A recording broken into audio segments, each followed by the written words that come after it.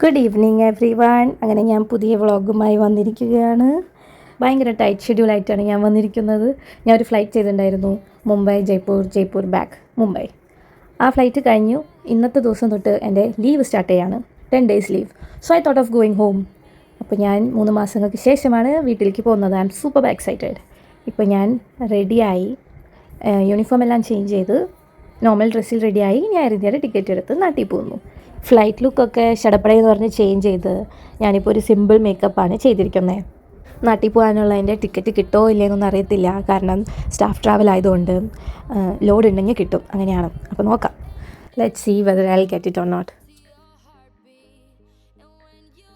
എന്തോ ഭാഗ്യം, അങ്ങനെ ടിക്കറ്റ് കിട്ടി. 6:15 വൈകിട്ടത്തെ ഫ്ലൈറ്റിലാണ് പോകുന്നത്.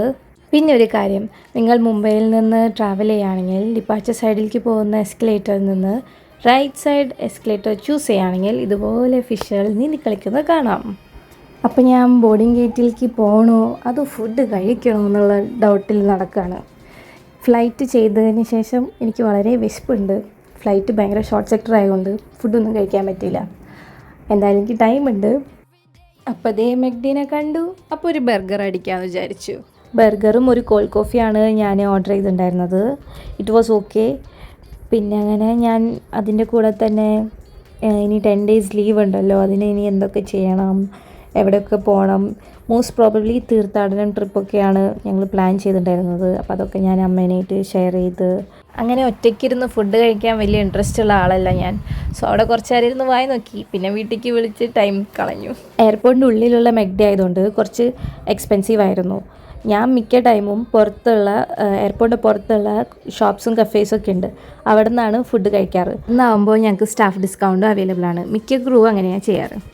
പിന്നെ എൻ്റെ പോലെ പ്ലിങ് ആവണ്ടെങ്കിൽ നിങ്ങൾക്കെല്ലാവർക്കും ഇതുപോലെ ട്രാവൽ ചെയ്യാനുള്ള പ്ലാൻസ് എങ്ങാനുണ്ടെങ്കിൽ ബെറ്റർ പുറത്തുനിന്നുള്ള വല്ല റെസ്റ്റോറൻറ്റ്സിൽ നിന്നോ അല്ലെങ്കിൽ ഹോംലി ഫുഡ് നിങ്ങൾക്ക് കൊണ്ടുവരാം. ഞാനങ്ങനെ ബോർഡിംഗ് ഗേറ്റിൻ്റെ അവിടെ എത്തി. അപ്പോൾ ദാ നോക്കുമ്പോൾ പുഷ് ബാക്ക് കാണുന്നു ഇൻഡിഗോ ഫ്ലൈറ്റിൻ്റെ. എയർക്രാഫ്റ്റുകൾക്ക് റിവേഴ്സ് ഗിയർ ഇല്ല. സോ റിവേഴ്സ് എടുക്കാൻ വേണ്ടി ഹെൽപ്പ് ചെയ്യുന്നതാണ് ആ ചെറിയ ചോട്ടു വെഹിക്കിൾ. പിന്നെ കുറച്ച് നേരം ഇങ്ങനെ എല്ലാ എയർക്രാഫ്റ്റുകളുടെയും ഫ്ലൈറ്റുകളുടെയും ഒക്കെ വീഡിയോ എടുക്കായിരുന്നു. ഈ CIHലാണ്, ഇതാണ് എൻ്റെ എയർക്രാഫ്റ്റ്, ഞാൻ പോകേണ്ട ഫ്ലൈറ്റ്. കുറേ നേരമായി ഇവിടെ ഇരിക്കുന്നത്, എന്താണാവോ. അങ്ങനെ അവർ ബോർഡിങ് അനൗൺസ് ചെയ്തു. എയർക്രാഫ്റ്റിലേക്ക് ഞാൻ എൻ്റർ ചെയ്തു. അതിനൊക്കെ മുന്നേ എന്നെ പിടിച്ചു. എൻ്റെ കയ്യിലൊരു ട്രോളി ഉണ്ടായിരുന്നു. അവർ പറഞ്ഞു ട്രോളി ബാഗ്സ് അല്ല, അവിടെ അല്ല, ഫ്ലൈറ്റ് ഫുള്ളാണ്. അങ്ങനെ പറഞ്ഞ് അവരെൻ്റെ ബാഗ് എടുത്ത് വെച്ചു. സാഡ്. പിന്നെ ഫ്ലൈറ്റിൽ കയറി സേഫ്റ്റി ഡെമോ കണ്ടു, അവർ ഫുഡ് സെർവ് ചെയ്തു, അങ്ങനെ ലാൻഡായി. അങ്ങനെ ഞാൻ കൊച്ചി എത്തി. എയറോ ബ്രിഡ്ജായിട്ട് കണക്റ്റഡ് ആയിരുന്നില്ല, അപ്പം ഞങ്ങൾ കോച്ചിലാണ് പോയത്, അതൊരു ബസ്സാണ്. അങ്ങനെ ഞാൻ എൻ്റെ ബാഗ്സ് എല്ലാം കളക്ട് ചെയ്ത് പിന്നെ നോക്കിയിരിക്കുമ്പോൾ ദാ ക്രൂ പോണു, എൻ്റെ ഫ്ലൈറ്റ് ഓപ്പറേറ്റ് ചെയ്ത ക്രൂ. കുറച്ച് നേരം ഞാൻ വെയിറ്റ് ചെയ്തു. അപ്പോൾ ദാ നോക്കുമ്പോൾ പരിചയമുള്ള കാറ് അമ്മയും അച്ഛനും.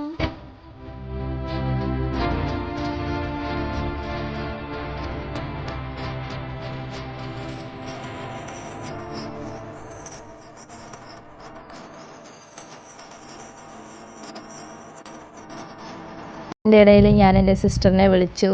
പിന്നെ അവിടുത്തെ വിശേഷങ്ങൾ പറഞ്ഞു, ഫ്ലൈറ്റ് സ്റ്റോറീസ് എല്ലാം ഷെയർ ചെയ്തു.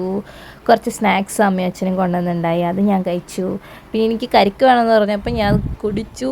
Yummy, super yummy. ശരിക്കും പറഞ്ഞാൽ നമ്മളെ നാട്ടിലത്തെ പച്ചപ്പും ഹരിതാപവും ഇവരാരും എവിടെ പോയാലും കിട്ടില്ല. അമ്മേനും അച്ഛനും ഞാൻ ഇടയ്ക്കിടയ്ക്ക് കൊച്ചി വരുമ്പോൾ കാണാറുണ്ടായിരുന്നു.